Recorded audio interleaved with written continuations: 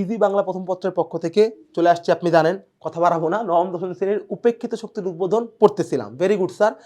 Comilla board 2020 মানে আমাদের 3 number সৃজনশীল আমরা আলাপে যাব বলে আটকায় ছিলাম। এখন আমরা আলাপে যাব এবং আমরা দেখব এখানে কি বলা হয়েছে। আপনারা যেহেতু 3 নাম্বার সৃজনশীলে আসছেন, ভেরি গুড স্যার। আপনারা জানেন যে আমরা উপেক্ষিত শক্তির উদ্বোধনের দরিদ্র সমাজের প্রতি আমাদের আচরণ কি, নজরুল ইসলাম কি চাইছেন, কেমন কি, সেইটা এখানে আলাপ করা হয়েছে। আমরা দেখি উদ্দীপকের মধ্যে কি বলা হয়, আমরা একটু খেয়াল করি। বেশি কথা বাড়াবো না স্যার। দেখেন, মজিদ সাহেব একজন বিশিষ্ট সমাজসেবক। তিনি শিক্ষিত, ব্যক্তিত্ব সম্পন্ন মানুষ। সমাজের সকল স্তরের মানুষের মধ্যে তিনি সমাদৃত। উনি শিক্ষিত সমাজসেবক, সবাই তারা পছন্দ করে। আচ্ছা, তিনি সকল মানুষের ভালো মন্দের খোঁজ খবর রাখেন। সকল স্তরের মানুষের সাথে মিলে মিশে বিভিন্ন সংস্কারমূলক কাজেও অংশ নেন। মানে বিভিন্ন ঠিকঠাক কাজেরও অংশ নেন আর কি, মানে সমাজকে ঠিক করার কাজে। তাকে এলাকার মানুষ পছন্দ করে। তিনিও মনে করেন এলাকার সকল স্তরের মানুষই, স্যার এই দেখেন নজরুল ইসলাম আবারও কি বলল স্যার, এলাকার সকল স্তরের মানুষই তার একমাত্র শক্তি, অর্থাৎ সব স্তরের মানুষই তাকে শক্তি দেয়, তাকে কাজ করার আগ্রহ জাগায়। Clear sir? উনার এই কথার মধ্যে আমরা কোন জায়গাটা পাই স্যার? আপনি বুঝতেই পারতেছেন, ঠিক 1 নাম্বার সৃজনশীলের মতো, যে নজরুল ইসলাম সাহেব যেমন মনে করেন বা পৌর মেয়র মনে করতেন যে সব মানুষ সমান, আমাদের মজিদ সাহেবও কিন্তু তাই মনে করেন। যদি 1 নাম্বার সৃজনশীলের মতোই হয়, তার মানে আমার খুব বেশি কিন্তু আসলে ব্যাখ্যা দেওয়ার বা কথা বলার তেমন কিছু নাই স্যার। ক্লিয়ার? তবু আমি যতটুকু বেসিক ব্যাখ্যা দেওয়ার দিয়ে যাবো স্যার। দেখেন, এক, মসিময় শব্দের অর্থ কি? মসি শব্দের অর্থ কি আপনারা জানেন? মসি শব্দের অর্থ কিন্তু একটা অদ্ভুত ব্যাপার আর কি। মসি শব্দের অর্থ কিন্তু স্যার কালি বা কলম। Clear sir? অসির চেয়ে মসি বড়, এমন একটা কথা, তলোয়ারের চেয়ে কলম বড় স্যার। ক্লিয়ার? মসিময় মানে কালি দিয়া মাখামাখি, মানে কালি দিয়ে একদম যদি আমার মুখটুক মাখায় দেন, একদম কালো বানায় দেন, তারে বলা হয় মসিময়। Okay sir?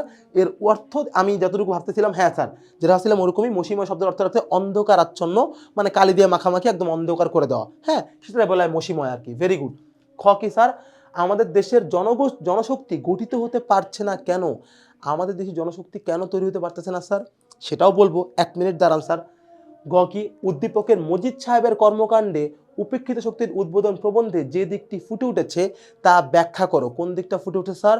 মহাত্মা গান্ধীর দিকটি, সব মানুষকে নিয়ে একসাথে বাঁচার দিকটি এখানে ফুটে উঠছে। আর ঘ কি? উদ্দীপকের বিষয়বস্তু উপেক্ষিত শক্তির উদ্বোধন প্রবন্ধে সমগ্র অংশকে প্রতিপন্ন করেনি। স্যার, উদ্দীপকের বিষয়বস্তু আমাদের পুরা গল্পটাকে প্রতিফলিত করে নাই, কিছু অংশ আনতে, পুরোটা না। আসেন স্যার, শুরু করি। 1 নাম্বার, মসিময় শব্দের অর্থ কি? আমি আগে বললাম, মসি মানে কালি, কালি থেকে কালিতে মাখামাখি, মানে এক কথায় অন্ধকারাচ্ছন্ন বা কালিতে মাখামাখি। অন্ধকারাচ্ছন্ন দিলেও স্যার চলে, সমস্যা নেই। এই গল্পে অন্ধকার দিয়ে বোঝানো হয়েছে, অন্ধকারাচ্ছন্ন। Very good. খ, আমাদের দেশের জনশক্তি গঠিত হতে পারছে না কেন? স্যার, কেন পারতেছে না? এইবার আসেন স্যার, আমি আগের প্রশ্ন বলতেছিলাম, আপনারা যদি দেখে থাকেন, মনে আছে কিনা জানি না স্যার, যে আমাদের দেশের জনশক্তি প্রধান একটা দেশকে একটা মানুষ কল্পনা করি। এই হাত পা হচ্ছে শ্রমিক স্যার। ক্লিয়ার? তো হাত পা বাদ দিয়ে খালি চোখ নাক মুখের উন্নয়ন করলে মানুষটার উন্নয়ন হয় না। ক্লিয়ার? আমার দেশের জনশক্তি এই কারণে গঠিত হইতে পারতেছে না, আমি অসহায়দের কোনো ফ্যাসিলিটিস দেই না। মানে আপনি একটু তাকান, একটু নর্মালি তাকান স্যার, একটু ঢাকা শহরের দিকে একটু চোখ খুলে তাকান তো আপনারা। ঢাকা শহর এখন রেস্টুরেন্টের শহর। কি পরিমাণ রেস্টুরেন্ট আপনারা খেয়াল করেন তো। আপনি ভাবেন তো, একটা শ্রমজীবী মানুষের ভাতের হোটেল যে কমে যাচ্ছে, আপনি খেয়াল করছেন? ওর জন্য ন্যায্য মূল্যে ভালো ভাতের খাবার কোথায় স্যার? ফুটপাতের দোকান। ওর জন্য পরিষ্কার হোটেল কি আছে স্যার? নাই। আপনি পিজা বার্গার ফ্রেঞ্চ ফ্রাইয়ের জন্য পাগল হয়ে বসে আছেন এবং তার জন্য অ্যাভেলেবেল ডেকোরেটেড করা মানে চকচকা রেস্টুরেন্টে ভর্তি। শ্রমজীবী মানুষের তো কোনো জায়গা নাই। আপনি আমি ঘুরতে যাই কোথায় স্যার? একটা সিনেমা হলে, একটা রেস্টুরেন্টে, ফ্যান্টাসি কিংডম, অমুক তমুক, তাই না? একটা গরিব লোকের জন্য কোনো উন্মুক্ত পার্ক আছে স্যার? শিশু পার্কটা এখন বন্ধ, যেটা 5 টাকা 10 টাকা ঢোকা যেত স্যার, সেই পার্কটা এখন বন্ধ। সোহরাওয়ার্দী উদ্যান ঢাকা ভার্সিটির ভিতরে, ওখানে ছিন্নমূল গরিব ঢুকলে নেশা পানি হয়, বক্কর চক্কর সবাই বের করে দেওয়া হলো। ও যাবে কই? ও খাবে কি? তখন কি ও নিজেকে জনশক্তি হিসেবে কল্পনা করবে? ও কি চাবে আপনাকে না দেশের উন্নতি করতে? দেখেন, আমাদের দেশের জনশক্তি কেন গঠিত হইতে পারে না? কারণ আপনি ছোট লোককে অবহেলা করেন। এই কারণে ওই মানুষগুলো আপনাকে শত্রু মনে করে। তাই গভীর রাতে আপনার বাবা যখন ঘরে ফিরে, তখন একটা রিক্সাওয়ালার ছেলে আপনার বাবার পেটে ছুরি ঢুকাইতে, ধরে ছিনতাই করতে এক মুহূর্ত ভাবে না। তার কারণ কি স্যার? সে মনেই করে না যে আপনি আমি একই দেশের মানুষ, একই ভাই ভাই। তার কারণ তাকে আমরা এত অবহেলা, এত অসহায়ত্বের মধ্যে রাখছি যে সে একটা ঘৃণা, একটা অবহেলা থেকে এই রাষ্ট্রের থেকে দূরে চলে যায় এবং সে কী করে? আমার দেশের জনশক্তি তৈরি হইতে পারে না। Clear sir? খুবই সিম্পল। আমরা 1 লাইন রিডিং দেবো, বেশি কথা বলবো না। দেখেন স্যার, নজরুল ইসলাম রচিত উপেক্ষিত শক্তির উদ্বোধন প্রবন্ধে বর্ণিত আমাদের অভিজাত গর্বিত সম্প্রদায় সবসময় তথাকথিত ছোট লোক সম্প্রদায়কে খাটো করে দেখে, এটাই বললাম, ছোট করে তাই অবহেলা করে। ভদ্র সম্প্রদায়ের এ ধরনের আচরণের ফলে তথাকথিত এই ছোট লোক সম্প্রদায়ের মানুষরা হীনম্মন্যতায় ভোগে, ফলে দেশের কাজে তারা প্রাণ খুলে অংশ নিতে পারে না, তারা দেশের কাজে প্রাণ খুলে অংশ নিতে পারে না, অথচ তারাই দেশের প্রাণ শক্তি। তাদের অবহেলা করছি বলেই আমাদের দেশে জনশক্তি গঠিত হইতে পারতেছে না, ওদেরকে ছোট করি বলেই আমার দেশে জনশক্তি কি স্যার তৈরি হইতে পারতেছে না। কারণটা কি স্যার? কারণ সবাইকে নিয়ে উঠতে হয়, যাকে ছোট করব সেও উল্টা আমার ছোট করবে, সে কখনো চাবে না আমার টিমের হয়ে খেলতে স্যার, তার কারণ আমি তার টিমমেটের মর্যাদা দিচ্ছি না। Clear sir? এইবার আসেন গ নাম্বার প্রশ্ন। আর আপনাদের একটা প্রশ্ন আমি রেখে গেছিলাম যে আপনারাও কি মানে আমরা সবাইকে গরিবের সাথে খারাপ আচরণ করি? হ্যাঁ স্যার, আমরা সবাই করি, ইচ অ্যান্ড এভরিওয়ান, প্রত্যেকে করি। যারা মধ্যবিত্ত লেভেলে, যারা ধনী না, তারাও গরিবদের সাথে জঘন্য আচরণ করি। আপনি বলতে পারেন না স্যার আমি বা আমার আব্বা আম্মা করে না, আপনারা করেন, আমি প্রমাণ দিব, 1 মিনিটের মধ্যে প্রমাণ দিব যখন আমরা ঘতে যাব। দেখেন গটা দেখি। উদ্দীপকের মজিদ সাহেবের কর্মকাণ্ডে উপেক্ষিত শক্তির উদ্বোধন প্রবন্ধে যে দিকটি ফুটে উঠেছে তা ব্যাখ্যা করো। কোন দিকটা ফুটে উঠছে স্যার? সাম্যবাদের দিকটা, দরিদ্র সম্প্রদায়কে সাথে নিয়ে আগানোর দিকটা এবং মহাত্মা গান্ধীর দিকটায়, 3টা দিক এখানে ফুটে উঠছে। আমরা একটু দেখি কি বলতেছে, যেহেতু আগে ব্যাখ্যা দিচ্ছে অনেকবার। উপেক্ষিত শক্তির উদ্বোধন প্রবন্ধে কাজী নজরুল ইসলাম দেখিয়েছেন যে দেশের প্রকৃত উন্নতির জন্য সমাজের তথাকথিত ছোট লোক বা অবহেলিত শ্রমজীবী মানুষকে মানুষের মর্যাদা দিতে হবে। প্রবন্ধের মূল কথা হলো এই বিশাল জনশক্তিকে অবহেলা করে দূরে সরিয়ে না রেখে বরং তাদের সাথে প্রাণ খুলে মিশলে, তাদের শক্তির উদ্বোধন ঘটালে দেশের কাঙ্ক্ষিত উন্নয়ন সম্ভব। এইটা প্রবন্ধের মূল কথা, যে ভাই সবাই নিয়ে আগাইলে দেশের উন্নয়ন সম্ভব। সেটাই কি উদ্দীপকে বলা না? উদ্দীপকেও কি আমাদের মজিদ মিয়া এইটাই চান না যে তার এলাকার মানুষ তাকে পছন্দ করে? তিনিও মনে করেন এলাকার সকল স্তরের মানুষ, মানে সবাই, ইচ অ্যান্ড এভরিওয়ান মানুষই তার একমাত্র শক্তি, শুধুমাত্র ধনীরা না, শুধুমাত্র গরিবরা না। Clear sir? তো দেখেন নজরুল ইসলাম কিন্তু তার প্রবন্ধে সেই কথাটাই বললো। এইবার একটু আগাই স্যার। উদ্দীপকে মজিদ সাহেব একজন শিক্ষিত লোক, আমি ব্যাখ্যায় যাব না, মাত্র উদ্দীপক দেখছি। এইবার মজিদ সাহেবের এখান থেকে পড়তে স্যার একটু খেয়াল করবেন। মজিদ সাহেবের এই দৃষ্টিভঙ্গি উপেক্ষিত শক্তির উদ্বোধন প্রবন্ধের মূল চেতনার সাথে সাদৃশ্যপূর্ণ। সাদৃশ্য মানে মিল স্যার, প্লাস দৃশ্য, দৃশ্য মানে দেখা, মানে হচ্ছে সিমিলার, একই টাইপের দৃশ্য যখন আপনি দেখেন তারা বলা হয় সাদৃশ্য। Clear sir? তো কি বললো? সাদৃশ্যপূর্ণ। প্রবন্ধে যেভাবে সাধারণ মানুষকে আপন করে নেওয়ার কথা বলা হয়েছে, মুজিব সাহেব তার কর্মজীবনে ঠিক সেই আদর্শেরই প্রতিফলন ঘটিয়েছেন। তাই বলা যায় সাধারণ মানুষকে শক্তি হিসেবে গণ্য করার মাধ্যমে মুজিব সাহেবের কর্মকাণ্ডের প্রবন্ধের মূল সুরটি যথাযথভাবে প্রতিফলিত হয়। মানে প্রবন্ধের যে মূল আলাপ গরিবদেরকে নিয়ে বাঁচতে হবে, তার প্রতিফলন কিন্তু এইখানে ঘটতেছে। কার মাধ্যমে ঘটতেছে স্যার?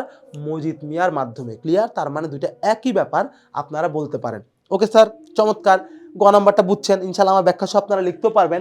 আমরা একটু ঘতে চলে যাই অল্প কথায়, এবং এখানেই শেষ করে দিব, মানে ঘতেই তো শেষ, এই জন্যই শেষ করে দিব। উদ্দীপকের বিষয়বস্তু উপেক্ষিত শক্তির উদ্বোধন প্রবন্ধের সমগ্র অংশকে প্রতিপন্ন করেনি। মানে স্যার উদ্দীপকের বিষয়বস্তু আমাদের প্রবন্ধের পুরা অংশকে না, সমগ্র অংশকে নয়, আংশিক দিককে প্রতিপন্ন করে স্যার, আংশিক দিককে প্রকাশ করে স্যার। আংশিক দিকটা কোনটা? কোন দিকটা প্রকাশ করে বলতে পারেন? শুধু এবং শুধুমাত্র গরিবদেরকে ভালোবাসতে হবে, সবাইকে এক করে চলতে হবে, এই দিকের কথাটা উদ্দীপকে আছে। কিন্তু কোন দিকের কথা নাই? আমার সমাজকে দরিদ্রকে অবহেলা করে, তুচ্ছ করে, এই আলাপটা কিন্তু আমাদের উদ্দীপকের মধ্যে নাই, কিন্তু প্রবন্ধের মধ্যে আছে। এবং আমরা পুরা রাষ্ট্র যে গরিবকে ছোট করে মজা পাই, আনন্দ পাই, সেই কথাটা কোথায় বলা আছে? প্রবন্ধের মধ্যে বলা আছে, কিন্তু উদ্দীপকে বলা নাই। স্যার এবার বলতেছিলাম যে আমরা সবাই ছোট করি। স্যার কেমন ছোট করি? স্যার আমরা তো ছোট করি না, আপনারা কত মহান না, আপনাদের ফ্যামিলি মহান, আমার ফ্যামিলিও মহান। আমরা গরিব দুঃখীর ভিক্ষা দেই, রমজান মাসে ইফতারি দেই, সামনে রমজান মাসে খাবার দিই, হ্যান করি ত্যান করি না স্যার, ছোট করি স্যার।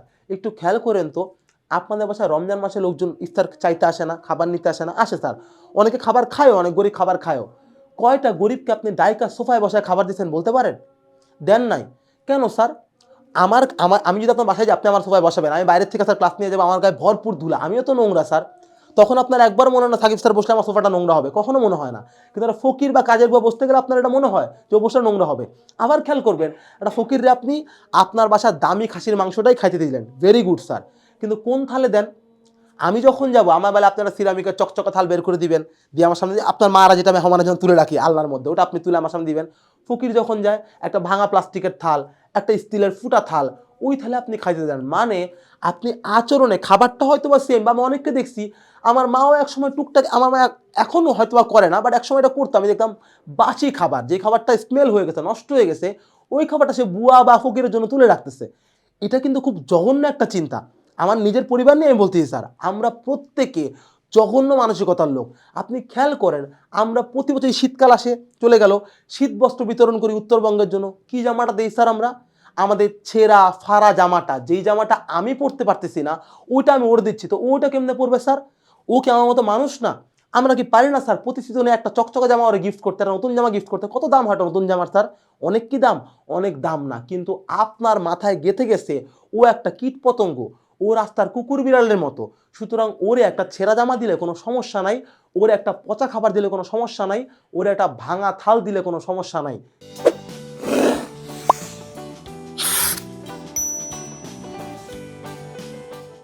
ওকে স্যার, তো রমজান মাসে আপনারা দেখবেন যে আমরা যে খাবারটা দিচ্ছি, আমি যে বললাম যে অনুষ্ঠান খাবারটা বাদ দিয়ে যে খাবারটা দিচ্ছি, তাদেরকে আমরা কেমনে দিই খাবারটা, কিভাবে প্রেজেন্ট করি স্যার? একটা ভাঙা থালে, একটা ভাঙা খাবারে আর কি, অর্থাৎ তুচ্ছ করে। ওরে বা আমি আমি এটা বলতেছিলাম যে আমার মা বাসি খাবার দেয় আর কি, দিত একসময় বুয়াদেরকে, গরিবদেরকে।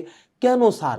কারণ ওদেরকে আমি মানুষ বলে মূল্যায়ন করি না, আমি ভাবিই না, আমি চিন্তাও করি না। এই যে শীতবস্ত্রের কথাটা চিন্তা করেন, যে রিসেন্ট শীত টিত যাচ্ছে, শীতের সময় শীতবস্ত্র আমরা বিতরণ করি, আমরা কোন জামাটা দিই স্যার? ছেঁড়া ফাটা পুরাতন, যেটা আমি পরতে পারি না সেটা ওরে দেই। আমি একবারও চিন্তা করি না যেই জামাটা স্যার আমি পরতে পারতেছি না সেটা ও কি করে পরবে। তার কারণ কি, ওরা আসলে আমাদের কাছে মানুষই না, ওরা আসলে আমাদের কাছে অতি তুচ্ছ, অতি নগণ্য, অতি জঘন্য একটা প্রাণী। এই কারণে ওদেরকে আমরা ছোট, তুচ্ছ এবং ডাউন করে রাখি। কবি সাহেবের এই কথাগুলো প্রবন্ধের মধ্যে আছে, কিন্তু আশ্চর্যের ব্যাপার হলো সত্য, আমাদের উদ্দীপকে এই আলাপটা নাই। সুতরাং গতে ঘতে বলা যায়, এই দেখেন স্যার, একটা মিনিট সময় দিব। উদ্দীপকের বিষয়বস্তু উপেক্ষিত শক্তির উদ্বোধন প্রবন্ধের সমগ্র অংশকে প্রতিপন্ন করেননি। এই কথাটা বলার কারণ হচ্ছে, এই যে আমি যে কথাগুলো বললাম যে আমরা গরিবদেরকে তুচ্ছ করি বা সামান্য করি, সেই কথাগুলো প্রবন্ধের মধ্যে থাকলেও স্যার কোথায় নাই স্যার? আমাদের এই আলাপের মধ্যে জিনিসটা কিন্তু নাই স্যার। ক্লিয়ার? আমরা একটু শুরু করে দিই স্যার। সাম্যবাদের আদর্শকে সমাজের উন্নতির মূল মন্ত্র হিসেবে উপস্থাপন করা হয়েছে। প্রাবন্ধিক দেখিয়েছেন, মানে প্রবন্ধ লেখক, অবহেলিত শক্তি, অবহেলিত উপেক্ষিত মানুষের শক্তিকে জাগ্রত করাই সমাজের অগ্রগতির প্রধান পথ। তিনি সমাজ থেকে সকল ভেদাভেদ দূর করে মানবিক মর্যাদা ও সম অধিকার প্রতিষ্ঠার উপর গুরুত্ব আরোপ করেছেন এবং স্পষ্টভাবে মত প্রকাশ করেছেন যে সকল মানুষের সম্মান ও ন্যায্য অধিকার নিশ্চিত করা ছাড়া কোনো সমাজ ও রাষ্ট্রের প্রকৃতি উন্নয়ন সম্ভব নয়। স্যার, এই কথাটা নজরুল ইসলাম বলতে স্যার। ক্লিয়ার? কিন্তু আমাদের উদ্দীপকে কিন্তু শুধুমাত্র সকল মানুষের সম্মানের কথাই বলা হয়েছে, কিন্তু অন্য মানুষকে যদি তুচ্ছ করা হইতে সে আলাপটা কিন্তু হয় নাই। কিন্তু আমরা দেখি স্যার একটু, আচ্ছা, আমরা উদ্দীপকের আলাপটা করছি, আমরা সময় নেব না। উপেক্ষিত শক্তির উদ্বোধন প্রবন্ধে কাজী নজরুল ইসলাম কেবল সাধারণ মানুষের সাথে মিলে মিশে থাকার কথাই বলেননি, বরং সমাজের গভীর বৈষম্য, শোষণের ইতিহাস এবং এই বিশাল জনশক্তিকে অবহেলার পরিণাম সম্পর্কেও আলোচনা করেছেন। আমি এতক্ষণ ধরে বললাম না যে আমরা এই বিশাল জনগোষ্ঠীকে তুচ্ছ করি, আপনি আমি আমরা সবাই, সেটা কিন্তু নজরুল ইসলামও তার প্রবন্ধের মধ্যে উল্লেখ করছেন। সেটা কিন্তু আপনার আমার ভুলে গেলে চলবে না। লেখক এখানে দেখিয়েছেন কিভাবে ভদ্র সম্প্রদায়ের লোকেরা শ্রমজীবী মানুষকে ছোট লোক বলে দূরে সরিয়ে রেখে তাদের অধিকার হরণ করেছে। এছাড়াও প্রবন্ধে মহাত্মা গান্ধীর উদাহরণ টেনে এনে কিভাবে অসাধ্য সাধন করা যায় এবং সাম্যের সমাজ গঠন করা যায় সেই বিশাল প্রেক্ষাপট বর্ণিত হয়েছে। Clear sir? নজরুল ইসলাম তো মিলেমিশে থাকার কথা বলছেই, কিন্তু উনি ধাপে ধাপে বলছে আমরা কিভাবে ওই মানুষগুলোকে তুচ্ছ অবহেলিত করে করে সামনের দিকে ওদেরকে একটা দুঃখ বা যন্ত্রণার মধ্যে ঠেলে দিচ্ছি স্যার। ক্লিয়ার? আমরা ভাবতেছিও না যে এই মানুষটারও একটা সম্মান দরকার, একটা নিরাপদ রাষ্ট্র দরকার, একটা আরামদায়ক পরিবেশ দরকার, যেমন আমাদের দরকার। Clear sir? এইখানে আমি আগেও প্রশ্ন বলতেছিলাম, এখানে আমি একটা কথা বলবোই স্যার, আমি এটা কখনোই মানতে পারি না যে ধরেন ধরেন আমি এমনি বলছি, আমি তো অনেকদিন ধরে পড়াচ্ছি, আমাকে অনেকেই চেনেন হয়তো বা দেখছেন আগে কখনো, তো আমি অনেকদিন ধরে পড়াচ্ছি। আমার বয়স কিন্তু অল্প, মানে অল্প বলতে আপনার বাপ মায়ের তুলনায় অল্প আর কি, হ্যাঁ, মানে 30-32 ম্যাক্স এর মধ্যে আর কি। এখন আপনাদের বাবা মাদের বাসায় যখন আমি যাই, তখন দেখা করি, আপনার বাবা মা অনেক সিনিয়র আমার থেকে, উনি আমারে কিন্তু স্যার আসসালামু আলাইকুম, ভালো আছেন স্যার, আপনি কেমন আছেন, হ্যান আছেন ত্যান আছেন। আন্টি আমারে আপনি আপনি আপনি আপনি করে বলতেছে, ভেরি গুড স্যার। মজার ব্যাপার, আমার থেকে বয়সে বড় একজন কাজের মধ্যে দাঁড়িয়ে কাজ করে, এই বুয়া এটা করো তো, ওটা করো তো, ওটা করেন তো বলা যায় না স্যার, চাইলেই বলা যায় স্যার, কিন্তু উনি বলতেছেন না। কারণ কি? কারণ ও তো গরিব, ওরে সম্মান দিব কেন? ও তো ফকির, ও তো কম টাকার খাবার খায়। আর সাকিব স্যার তো একদম ফকির না, ওনার তো একটু ফ্যামিলি স্ট্যাটাস আছে, ওনার বাবা ব্যাংকার ছিলেন, উনি হয়তো বা একটু দামি চাল খান। এই কারণে সাকিব স্যাররে আপনি বলতে হবে, আর ওই বুয়াটারে তুমি করে বা তুই করে বলতে হবে। শুধু তাই না স্যার, আমি এটা দেখছি আমার স্টুডেন্ট, মানে যে তার মায়ের সন্তান, মানে আমার থেকেও জুনিয়র, সে বুয়াকে তুই তুমি বলে ডাকতেছে, এই স্মৃতি এটা করে যাও বা ও এটা করে দাও, মানে সে ধমক দিচ্ছে আর কি। তার মানে কি স্যার, এই যে বৈষম্যটা আমরা পুরো সমাজবাসী মিলে একটা সাধারণ জনগণের দরিদ্রকে তুচ্ছ করে করে এই পর্যন্ত চলে আসছি, এই জিনিসটা কিন্তু আমাদের উদ্দীপকের মধ্যে বলা নাই, কিন্তু প্রবন্ধের মধ্যে বিস্তারিত বলা আছে। এবং এই যে তুচ্ছতা, এই যে সামান্য করার ব্যাপারটা, এইটাই কিন্তু আমার জাতিকে ডিভাইডেড বা একটা নোংরা দিকে, একটা বাজে দিকে ধাবিত করতেছে। Clear sir? তো এই সকল কারণে এই সব ঝামেলার থেকে যদি বের হইতে হয়, তাহলে কি করতে হবে? নজরুল ইসলাম বললেন, উদ্দীপকও বললেন, সাধারণ মানুষকে, অসহায় মানুষকে একসাথে নিয়ে কাজ করতে হবে, নয়তো কখনোই রাষ্ট্রের উন্নয়ন সম্ভব নয়। Clear sir? আমি আমার ব্যাখ্যাটা দিলাম, এখান থেকে কিছুটা রিডিংও পড়লাম। আমরা ফিনিশিংয়ে একটা লাইন না পড়লেই না, হ্যাঁ, যেহেতু এতগুলো উত্তর আছে স্যার কেন পড়বো না, একটু পড়ি। লেখক এখানে দেখিয়েছেন কীভাবে ভদ্র সম্প্রদায়ের মানুষ ছোট লোকদের বলে দূরে ছড়িয়ে রেখে তাদের অধিকার হরণ করেছে, যেটা আমি আগেই পড়ছিলাম, ওই লাইনটায় স্যার। ক্লিয়ার? এইটা দেখাইছে, কিন্তু এছাড়াও মহাত্মা গান্ধীর উদাহরণ টেনে সবাই এক করা যায়, এটাও বলছে। কিন্তু দেখেন দুটো লাইন আবারও কেন পড়লাম, একটু খেয়াল করেন, এই লাইনটা উদ্দীপকের মধ্যে নাই। তো এই জায়গায় বৈসাদৃশ্য, আর এই লাইনটা উদ্দীপকের মধ্যে আছে, এই জায়গায় আমাদের সাদৃশ্য। বুঝতে পারছেন স্যার? অর্থাৎ বলা যায় 4 নম্বর প্রশ্ন যেটা ছিল, যে উদ্দীপকটি আমাদের প্রবন্ধের আংশিক অংশকে প্রতিফলিত করে, সমগ্র ভাবকে নয়। কথাটা সত্য। Clear sir? আশা করি এগুলা মিলায় আপনারা লিখতে পারবেন, কোনো সমস্যা হবে না। যদি সমস্যা হয় অবশ্যই বই কবে হাতে পাওয়ার পরে আমাদের যোগাযোগ করবেন। আমরা নেক্সট সংস্করণে আরও বেটার কোনো কিছু, বা আমাদের ইউটিউব চ্যানেলে আরও বেটার কোনো কিছু দেওয়ার চেষ্টা করব। তো সেই পর্যন্ত ভালো থাকবেন, সুস্থ থাকবেন, সবার সাথে আবারও দেখা হবে। আল্লাহ হাফেজ সবাইকে।